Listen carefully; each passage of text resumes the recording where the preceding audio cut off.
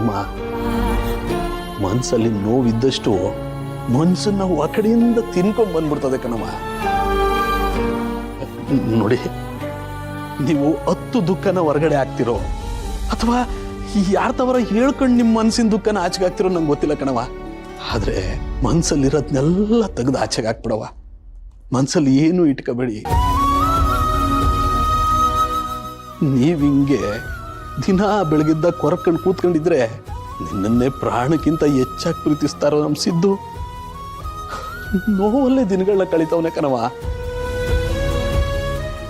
ನಿಮ್ಗನ್ನಿಸ್ಬೋದು, ಇವ್ರೇನಪ್ಪ ನೋವಲ್ಲಿರೋ ನನ್ನನ್ನ ಸಮಾಧಾನ ಮಾಡ್ಕೊ ಅನ್ನೋದನ್ನ ಬಿಟ್ಟು ತಮ್ಮನಿಗೋಸ್ಕರ ಸಮಾಧಾನ ಮಾಡ್ಕೊ ಅಂತವ್ರೆ ಅಂತ.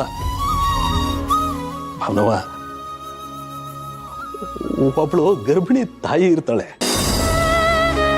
ಅವಳು ತನ್ನ ಮಗುನ ಕಳ್ಕೊಂಡ್ಬಿಟ್ಟಿರ್ತಾಳೆ.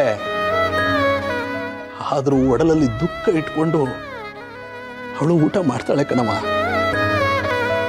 ಅವಳು ಒಡಲಲ್ಲಿ ಎಷ್ಟೇ ದುಃಖ ಇದ್ರೂ ಅವಳು ಊಟ ಮಾಡೋದು ತನ್ನ ಒಡಲಲ್ಲಿ ಇರ್ತದಲ್ಲ ಕೂಸು, ಅದಕ್ಕೋಸ್ಕರ ಊಟ ಮಾಡ್ತಾಳೆ.